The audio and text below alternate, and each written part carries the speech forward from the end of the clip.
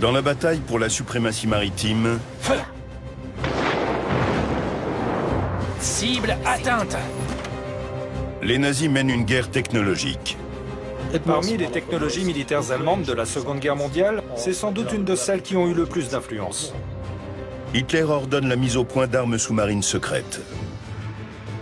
Avec ça, nous allons anéantir les stratégies navales de l'ennemi. Rapide, silencieuse et meurtrière. Il peut frapper 18 navires en l'espace de 20 minutes.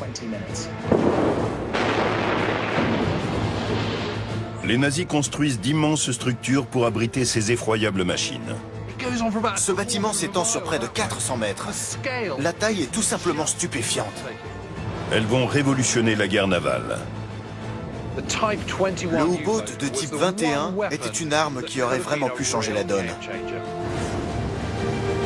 Voici l'histoire des redoutables sous-marins d'Hitler. Les plus grandes constructions de la Deuxième Guerre mondiale, qui devaient assurer la suprématie d'Hitler, ne sont plus aujourd'hui que les vestiges de l'ambition militaire d'un fanatique.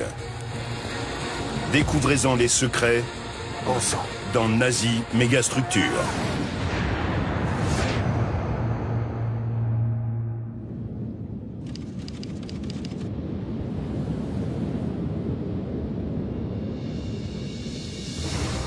Trois heures en vue, escortés par des destroyers.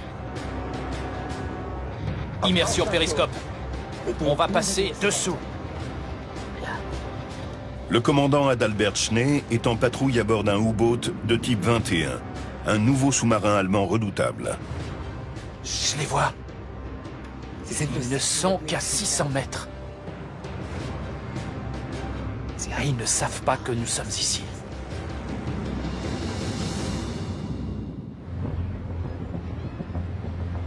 Aujourd'hui, le dernier spécimen de ces sous-marins commandés par Hitler est à quai dans un port du nord de l'Allemagne. C'est le U-boat de type 21. Il n'a rien à voir avec tous les sous-marins qui l'ont précédé. Sa forme est celle d'une lame. Il est brillant, il a une forme profilée, il a été conçu pour combattre sous l'eau. C'est une nouvelle arme de guerre effroyable. Nick Bradbeer, spécialiste de l'architecture navale, est en train d'examiner l'engin qui a révolutionné la guerre sous-marine.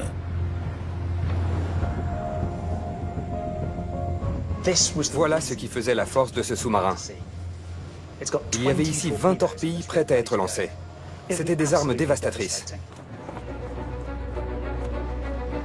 L'histoire de ce super sous-marin débute en 1935. Après la Première Guerre mondiale, le traité de Versailles interdit à l'Allemagne de construire des sous-marins. Hitler rompt le traité. Il est bien décidé à développer sa puissance militaire, notamment en construisant de nouveaux U-boats.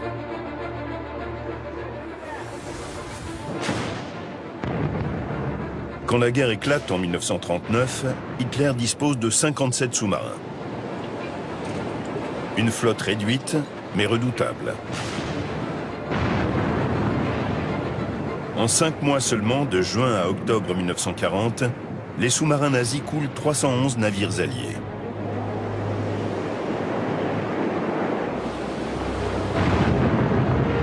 Porté par ce succès, l'amiral Karl Dönitz, commandant en chef de la marine, exige plus. Si nous voulons saper le moral des Britanniques, nous devons limiter leur présence en mer et couper leurs voies de transport maritime. C'est sur elle que repose la survie de la nation britannique. Les U-boats sont essentiels pour les Allemands s'ils veulent avoir une chance d'étrangler le commerce maritime britannique. C'est ce qui peut leur permettre de gagner la guerre. Et l'amiral Dönitz met une pression constante sur l'état-major de la marine allemande en leur disant « Laissez-moi construire plus de U-boats, ils sont indispensables ». Et il a entièrement raison. Hitler ne se fait pas prier. Il ordonne l'extension immédiate du programme de construction de sous-marins. Au cours des 3 années suivantes, les nazis fabriquent plus de 350 U-boats.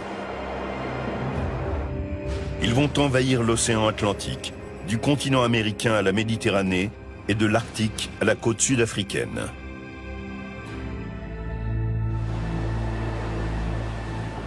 Le fer de lance de la flotte sous-marine est le U-boat de type 7. Il est petit, peu coûteux et rapide à construire. Un modèle se distingue comme le meilleur sous-marin d'attaque.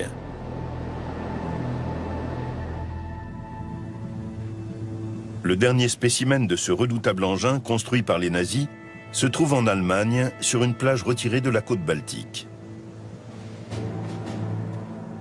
Voici le type 7C.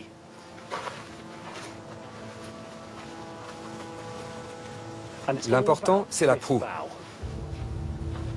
Ce sous-marin est conçu comme un bateau. Il est fait pour rester en surface la plupart du temps. Cette proue le rend plus rapide et lui permet d'avancer plus facilement dans les vagues. Il était aussi conçu pour les combats en surface. Il était armé de canons. Sur le pont, un canon de 88 mm pour tirer sur les navires. Et un dispositif anti-aérien à l'arrière. Ici, ce sont les arbres de transmission. Il y en a deux, un de chaque côté. Ils actionnent les hélices. Ils ont l'air petits, mais ils permettent à ce bâtiment de se déplacer à une vitesse de 17 nœuds. En surface, le type 7C est plus rapide que beaucoup de navires alliés. Il prend de vitesse les convois de navires marchands. Mais ce qui rend ce sous-marin si redoutable se trouve dans la proue.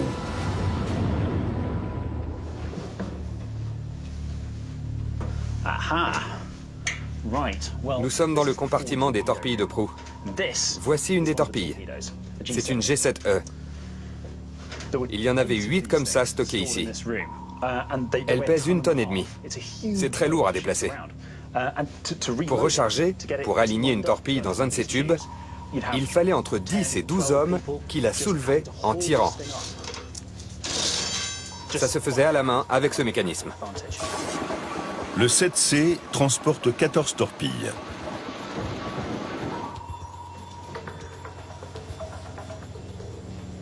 Une fois que le commandant a décidé sur qui lancer la torpille, il donne les instructions sur la profondeur, la vitesse et l'angle d'attaque.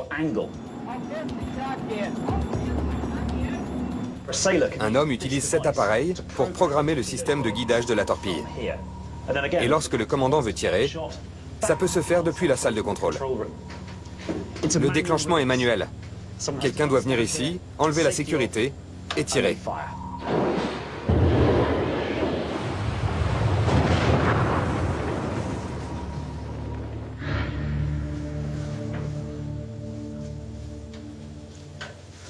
Et ici, à la poupe du bateau, il y a une dernière surprise. C'est un 5e tube lance-torpille pointé vers l'arrière. Une fois que les 4 torpilles de proue ont été tirées sur un convoi, si le sous-marin est pris en chasse par un destroyer, ou s'il veut se retourner et lancer une autre attaque, il peut tirer une 5e torpille.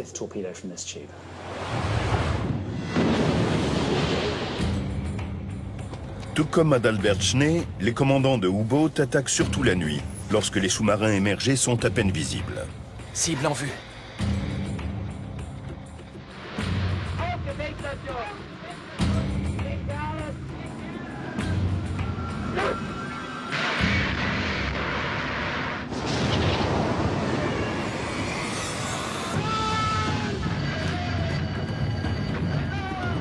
S'ils sont repérés, ils peuvent rapidement disparaître sous la surface. Plongez!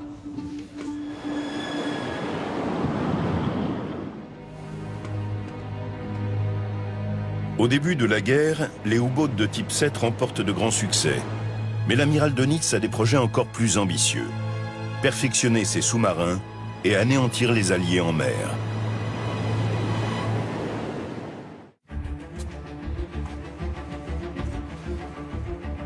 Début 1941, les nazis se lancent dans la construction d'un nouveau U-boat. Il est conçu pour infliger de lourdes pertes aux navires alliés. La paternité en revient à Helmut Walter, un ingénieur allemand. Helmut Walter est un génie, ça ne fait aucun doute. Les Allemands savent reconnaître ce trait et l'encourager. Helmut Walter met au point des systèmes de propulsion pour les avions et les sous-marins depuis 1934. Sa contribution la plus célèbre est le moteur fusée qui propulse l'avion de chasse Messerschmitt Me-163. Le moteur est alimenté par un composant secret, un supercarburant qu'il a mis au point en utilisant un produit chimique volatile, le peroxyde d'hydrogène. Utilisé dans un U-boat, ce carburant permet aux sous-marins d'être plus rapides et de rester immergés plus longtemps. Un sous-marin avec des moteurs diesel ne peut les utiliser qu'en surface. Le peroxyde d'hydrogène permet d'utiliser les moteurs à pleine puissance, quelle que soit la profondeur. L'amiral Dönitz obtient des fonds pour qu'Helmut Walter construise un prototype de son sous-marin. Son nom de code, le V80. L'ingénieur donne à la coque interne une forme de 8. La partie inférieure sert à stocker le peroxyde d'hydrogène. La partie supérieure abrite les moteurs et l'équipage. Afin d'améliorer les performances du V80 en immersion, Helmut Walter dessine une coque sans armement externe afin de réduire la résistance de l'eau. Il avait une forme inhabituelle pour un sous-marin. Il ressemblait plus à un poisson qu'à un navire. Lors des premiers essais, sa vitesse en immersion atteint 23 nœuds. Il est 3 fois plus rapide que le type 7.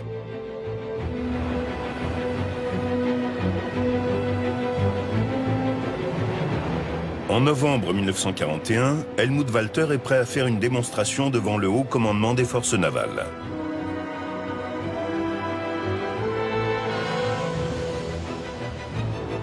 Long de seulement 22 mètres, ce petit sous-marin atteint maintenant la vitesse incroyable de 28 nœuds en immersion.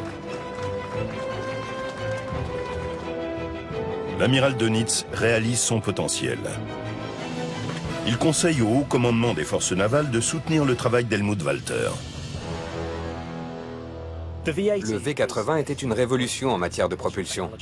Mais il était beaucoup trop petit pour être un sous-marin de combat. Il ne pouvait pas transporter d'armes.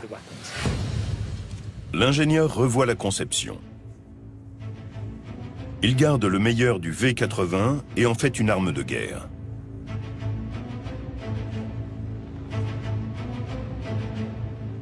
Pendant ce temps, l'amiral Dönitz sait comment rendre la flotte existante encore plus redoutable.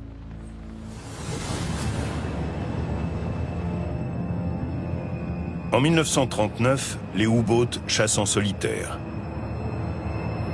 Mais en 1940, après la défaite de la France, les nazis établissent des bases navales sur la côte atlantique. Ils utilisent des systèmes de radiocommunication pour mettre en œuvre une stratégie dévastatrice. Les sous-marins se regroupent pour attaquer les convois alliés. C'est la tactique dite de la meute de loups. Le but est de réunir le plus grand nombre possible de U-boats qui agissent de façon coordonnée pour infliger le maximum de dégâts sur des convois d'une quarantaine de navires marchands. On peut couler plus de bateaux avec 7 U-boats qui attaquent ensemble qu'avec un seul. L'amiral Dönitz sait que des meutes bien organisées feront plus de dégâts. Pour cela, il faut un centre de communication spécial qui puisse coordonner les attaques.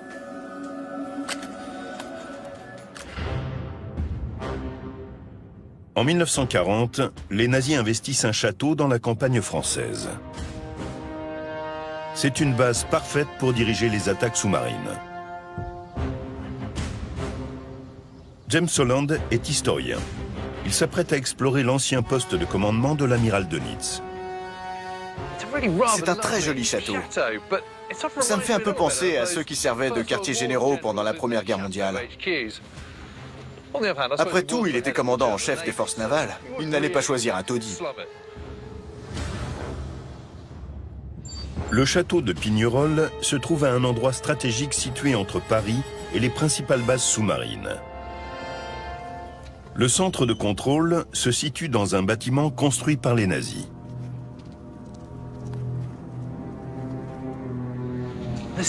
On passe sous le jardin du château.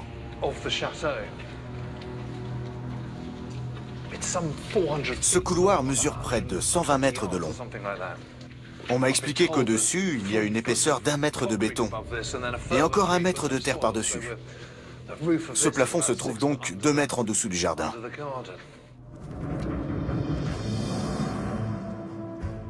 Le tunnel débouche sur un escalier qui remonte vers un ensemble de bunkers. Ce centre de contrôle transmettait les ordres entre le commandement des forces navales à Berlin et les U-boats. Je cherche la pièce principale, celle où les communications avaient lieu. Qu'est-ce qu'il y a ici?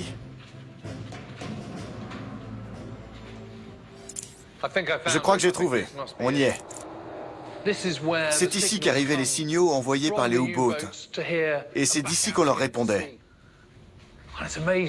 On imagine que pendant la guerre, ça devait grouiller d'activité ici.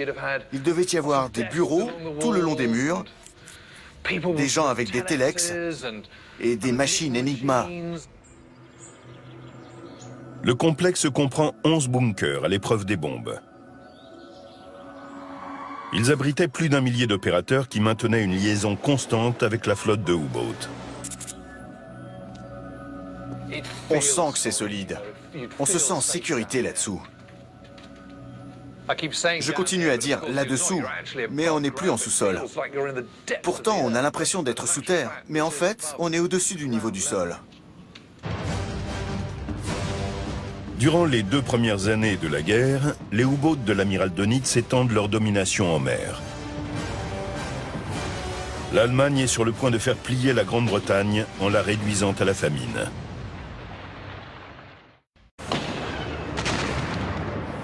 En 1941, les U-boats nazis coulent 501 navires. Le commandant Schnee fait partie des tireurs d'élite des mers. Convoi en vue à 1 km. Bien, prêt à tirer? Prêt. Il utilise l'approche furtive pour surprendre l'ennemi. Même l'ordre de tirer est donné en chuchotant. Cible en vue. Torpille 1 prête. Prête. Torpille 1, feu. Feu. Torpille 2, feu. Feu.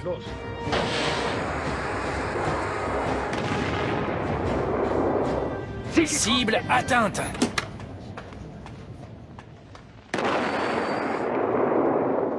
Les U-boats règnent en maître.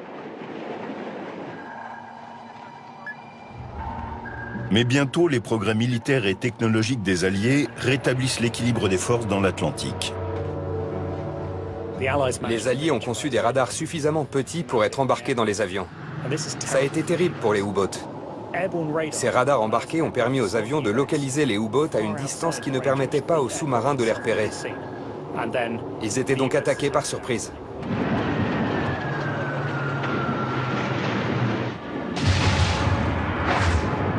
Et du fait qu'ils occupent l'Islande, les Alliés ont un autre avantage décisif. Malheureusement pour les U-boats, c'est une base stratégique avec des aérodromes que les Alliés peuvent utiliser. Par conséquent, l'Atlantique Nord se trouve soudain quadrillé par des avions. Ces avions peuvent littéralement balayer la zone afin de repérer les U-boats. À présent, les Alliés peuvent localiser les sous-marins allemands. Les chasseurs deviennent les proies.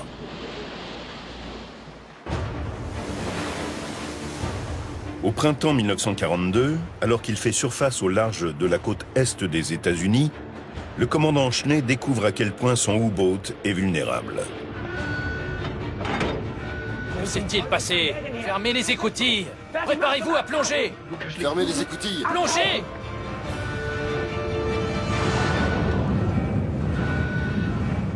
Ils peuvent nous localiser. Ils savent où nous sommes.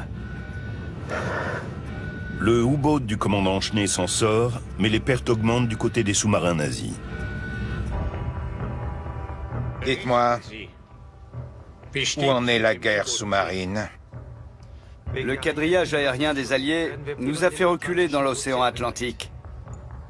Nos frappes ont beaucoup ralenti. Qu'en est-il de nos pertes? Dans le golfe de Gascogne, leurs attaques aériennes causent de gros dégâts. Nous devons être plus rapides et plus discrets. En 1943, la marine allemande perd 244 sous-marins et plus de 10 000 hommes.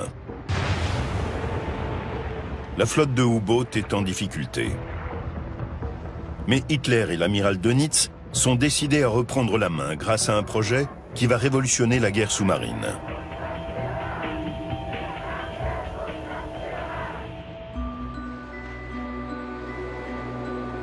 Adalbert Schnee fait partie des hommes à qui l'amiral Dönitz confie la mise en œuvre de sa nouvelle stratégie. Réaffecté au quartier général situé à Paris, Adalbert Schnee organise les opérations contre les convois alliés. Mais pour reprendre le dessus, il faut développer de nouvelles technologies. Est-ce que vous pouvez m'apporter le dossier 93? Parfait. Merci. Le type 7 est dépassé et insuffisamment armé. Il n'est pas très hydrodynamique. Vous voyez tous ces éléments? Ces gros réservoirs pour le diesel, le bastingage sur le pont, les canons antiaériens et même les trous pour évacuer l'eau de la coque. Tout ceci augmentait la résistance lorsqu'il était immergé. L'eau qui passait le long des parois le ralentissait. Le type 7 n'était donc pas très rapide. Mais en plus de le ralentir, ces éléments faisaient du bruit. En passant dessus, l'eau créait des turbulences qui signalaient la présence du sous-marin. Ça facilitait le travail des sonars. De plus, les deux moteurs diesel ont besoin d'air pour fonctionner. Ils ne peuvent servir que quand le sous-marin est en surface. Une fois immergé, c'est un autre type de propulsion qui prend le relais, ce qui le rend beaucoup plus lent. Pour l'immersion, il y a un tableau de commande et ses deux moteurs électriques. Un pour chaque arbre de transmission. Ils sont entraînés par les moteurs et propulsent le sous-marin quand il est sous l'eau. Ils ne permettent pas d'aller très vite, 5 ou 6 nœuds, peut-être 7. Et la capacité des batteries est assez faible. Lorsque les batteries sont vides, le sous-marin doit refaire surface pour mettre en marche les moteurs diesel qui vont les recharger. À une vitesse de 4 nœuds, il pouvait rester immergé une journée. En descendant à 1 nœud, c'est-à-dire la vitesse de quelqu'un qui marche, il pouvait rester sous l'eau 2 voire 3 jours, mais pas plus. Mais l'amiral Dönitz a une solution. Un sous-marin propulsé par le moteur fusée de l'ingénieur Helmut Walter.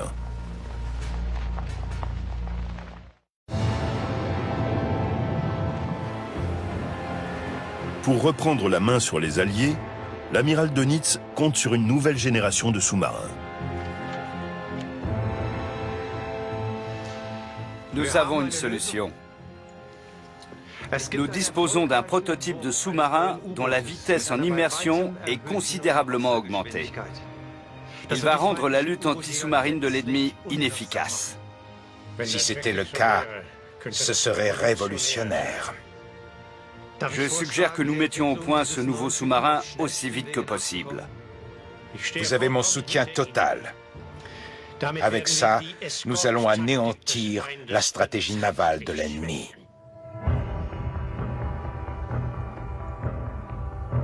Helmut Walter obtient le feu vert pour construire un sous-marin de combat plus grand à partir du V-80. Il le baptise U-boat de type 18. Mais dès le début, il rencontre des difficultés. Le principal problème concerne le carburant, le peroxyde d'hydrogène. Il aurait fallu d'énormes quantités de peroxyde d'hydrogène pour approvisionner une flotte de sous-marins. Et l'Allemagne ne pouvait pas en produire autant. Faute de garantie pour le carburant et suite à un problème de fabrication d'une turbine, le projet est suspendu.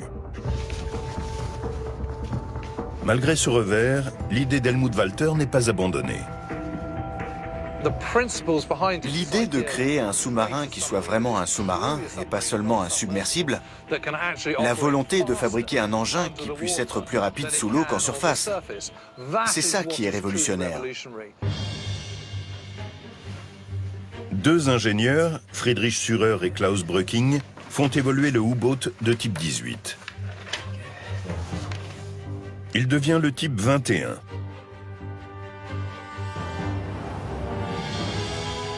L'idée est de conserver la forme hydrodynamique en 8 de la coque. La propulsion se fait toujours grâce à des moteurs diesel et électriques, mais avec une nouveauté. La partie inférieure de la coque abrite d'imposantes batteries 3 fois plus grosses que celles du type 7. Le type 21 doit mesurer 77 mètres de long et 6 mètres de large. C'est plus du double de la taille du type 7.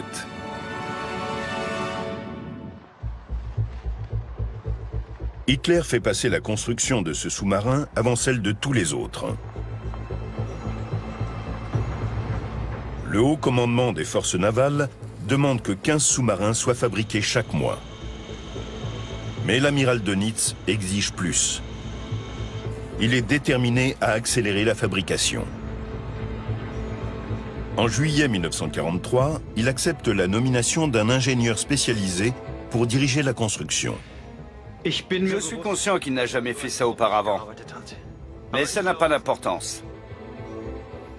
Il connaît la production en série. Il s'appelle Otto Merker. Il a travaillé à la production en série de voitures et de camions de pompiers. Il pense pouvoir appliquer la même méthode pour les sous-marins.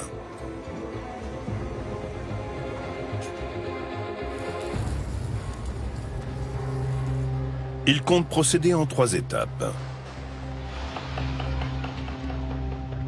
Pour commencer, la coque principale est construite en 9 segments distincts.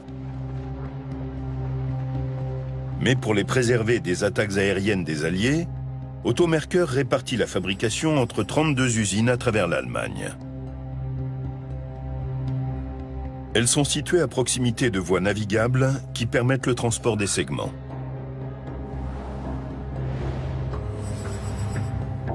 Une fois prêts, les segments partent dans 11 chantiers différents pour la deuxième étape de la construction, l'installation de divers mécanismes, des moteurs électriques et d'équipements spécifiques aux sous-marins.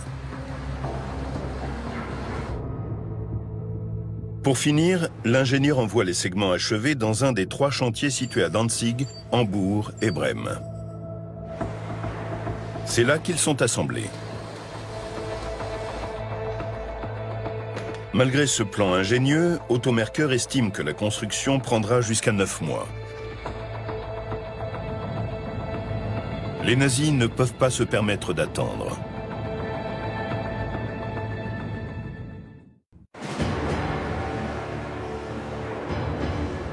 Afin d'accélérer la production, Otto Merker fait construire une installation supplémentaire. Elle peut accueillir une chaîne de fabrication entière. Conçue pour résister aux bombes des Alliés, ce sera une usine de production de sous-marins ultramoderne. Commandé en 1943, le bunker Valentin est bâti au bord de la Weser, près de Brême. C'est le plus grand bunker construit par les nazis en Allemagne. Ce bâtiment s'étend sur près de 400 mètres. La taille est tout simplement stupéfiante. L'épaisseur des murs est de 7 mètres et celle du toit fait 5 mètres par endroit. James Holland est venu explorer ce monstre de béton. Je dois avouer que je n'ai jamais rien vu d'aussi grand. Cet endroit est absolument gigantesque. Difficile d'imaginer comment ils ont pu construire quelque chose de cette taille en seulement 22 mois. Otto Merker divise le bâtiment en 13 travées. Dans chacune d'elles se déroule une étape de l'assemblage. Les travées 12 et 13 sont étanches et servent à effectuer des essais en immersion. Une fois prêts, les sous-marins sont mis à l'eau dans la Weser.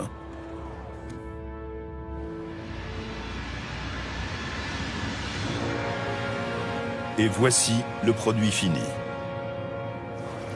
Une arme redoutable aux mains des nazis, le U-boat de type 21. Sur le pont supérieur, il n'y a rien qui dépasse. On voit bien la forme profilée. Les lignes sont fluides. Ces bollards d'amarrage sont les seuls éléments qui dépassent sur le pont supérieur. Quand le sous-marin partait en mer, on les abaissait sous la coque pour que le pont soit dégagé et lisse. Et c'était la même chose pour le bastingage. Il est très utile quand on est sur le pont supérieur, mais il était impossible de le démonter. On arrive à l'avant du pont supérieur. La proue ne ressemble pas à celle des autres sous-marins. Elle est plus arrondie. Et ici, ce sont les ailerons avant. Ils servent à contrôler la profondeur du sous-marin. Et quand on veut aller vite, on peut les rabattre dans ses fentes sur le côté. Bien qu'il soit plus gros que le Type 7, sa coque profilée lui permet d'être plus silencieux, ce qui complique la tâche des sonars ennemis. Mais c'est la technologie qu'abrite cette coque futuriste qui fait de ce U-boat un sous-marin révolutionnaire. Voici la centrale électrique du sous-marin. C'est un énorme moteur électrique. Un moteur de 5000 chevaux actionne les hélices. De quoi atteindre une vitesse de 17 nœuds en immersion. Le Type 7 n'atteignait que 6 ou 7 nœuds sous l'eau. Celui-ci est 2,5 fois plus rapide. C'est un énorme progrès. Et c'est ce qui en fait un vrai sous-marin de combat.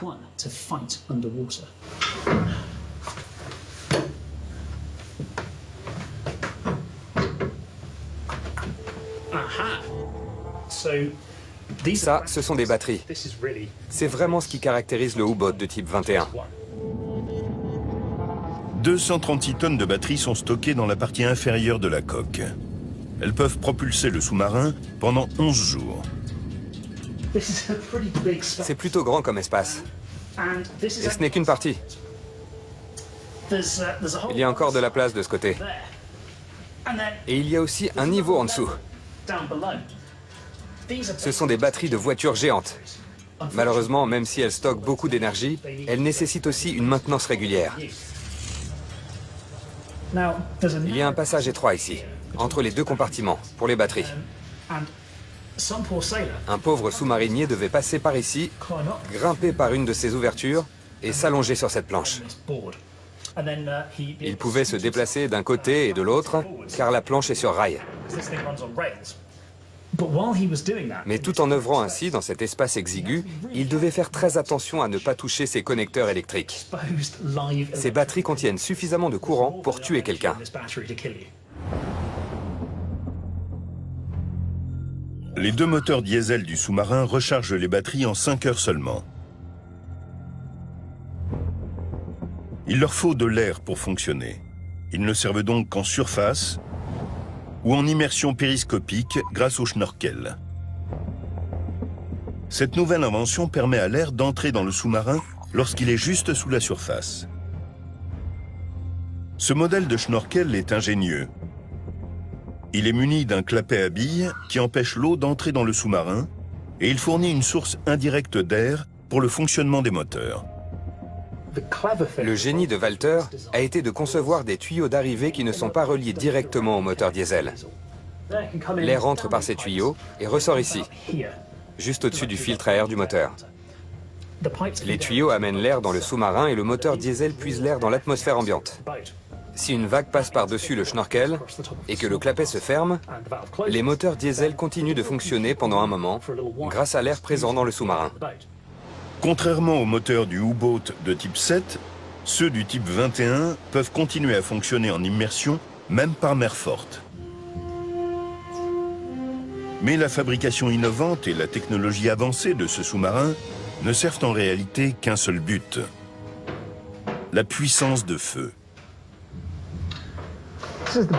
Voici l'atout de ce sous-marin. C'est l'arme principale. Il y a 6 tubes lance-torpilles de 533 mm, 2 ici, 2 là et 2 autres en dessous. On peut charger chacun de ces tubes avec une torpille. C'est une arme vraiment puissante. Il y a 250 kg d'explosifs dans la partie avant. La tête explosive est énorme. Une seule suffit à couler un navire. Ce sous-marin transporte 20 torpilles.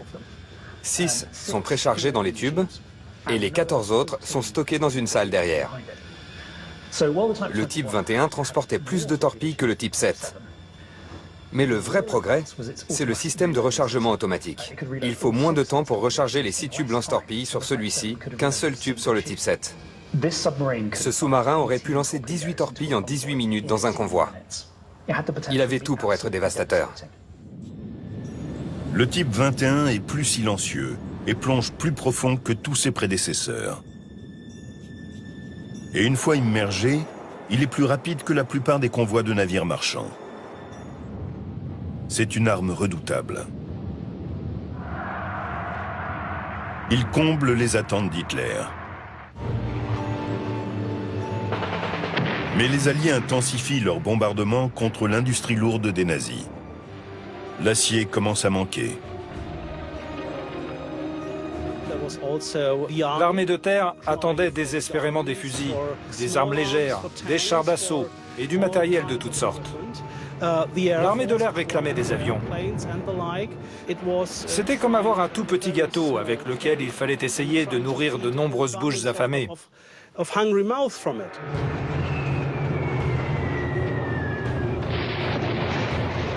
Les avions alliés survolent la côte sans répit et rendent impossibles les essais du nouveau sous-marin. Ils bombardent lourdement Hambourg et détruisent 3 U-boats de type 21 dans le port. Puis ils se tournent vers le plus gros site de construction de sous-marins des nazis.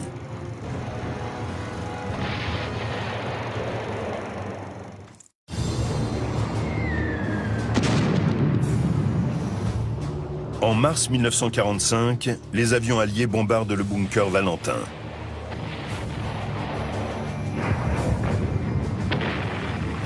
Les travées portent encore les stigmates de ces attaques. Regardez ça. C'est stupéfiant. Ça doit être un des 2 endroits où les bombes ont atteint le toit et l'ont traversé. Quel impact! Et regardez tous ces débris. Ça alors, qu'est-ce que c'est? Ça doit être un vestige de ce qu'on appelle le Grand Slam. C'est une bombe de 10 tonnes. C'est la plus grosse bombe que les avions de la Royal Air Force pouvaient transporter.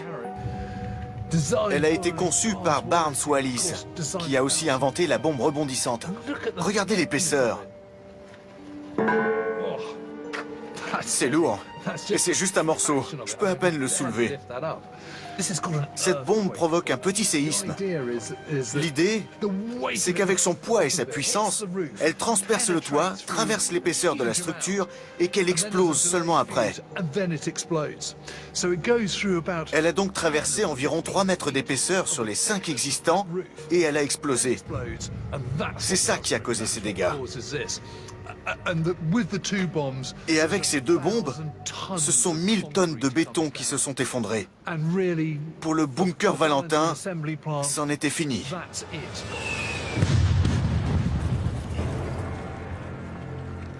L'usine de sous-marins de l'amiral Dönitz s'arrête avant même que la production ait commencé. C'est un revers accablant. Une pression croissante est mise sur les 3 chantiers d'assemblage restants pour fabriquer des U-boats de type 21. Entre juin 1944 et avril 1945, 119 sous-marins sont livrés en parfait état de marche. Mais l'entraînement des équipages est long et seuls 2 U-boats entrent en service. L'amiral Dönitz en confie un au commandant Schnee.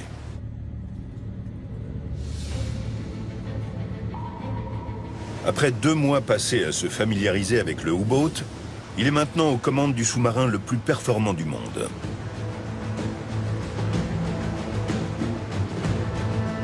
Le 30 avril 1941, Schnee et son équipage quittent discrètement un fjord norvégien en direction de l'océan Atlantique.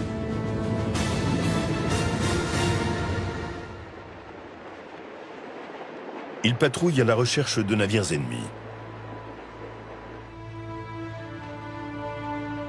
Mais en Allemagne, la guerre a eu raison de l'amiral Dönitz et de sa flotte de sous-marins.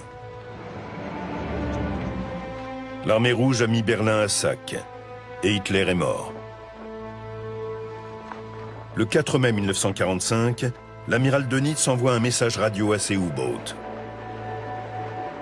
Hommes des forces sous-marines, après une lutte héroïque sans égale dans toute l'histoire, vous avez déposé les armes.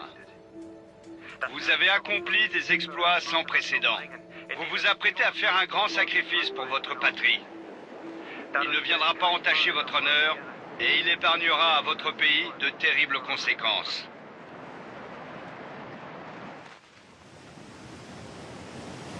Mechner dispose d'une dernière chance de montrer l'efficacité de cette merveille technologique.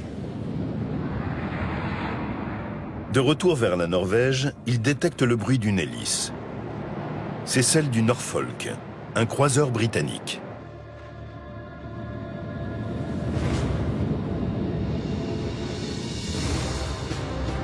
Croiseur en vue, escorté par des destroyers. On va passer en dessous. Immersion périscopique. Bien. Le Norfolk est dans le viseur du commandant Schnee. Je les vois. Ils ne sont qu'à 600 mètres. Le U-boat avance sous l'eau en silence, presque invisible. Mais ils ne savent pas que nous sommes ici. Il est tentant d'attaquer.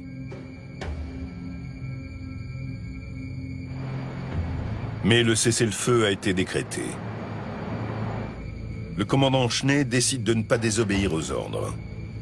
C'est fini. La guerre est terminée. Remontez. Nous rentrons.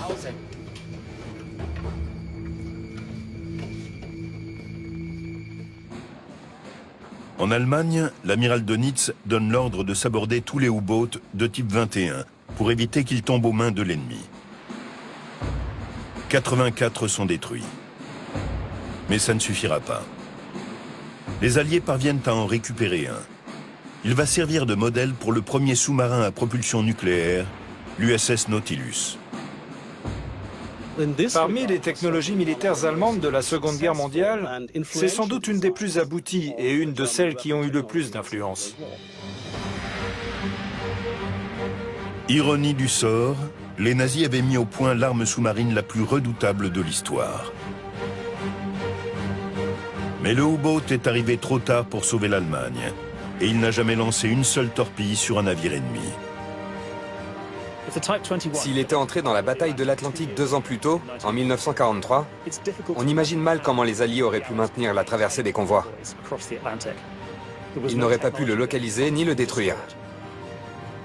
Mais le U-boat de type 21 est arrivé un peu trop tard pour changer le cours des choses.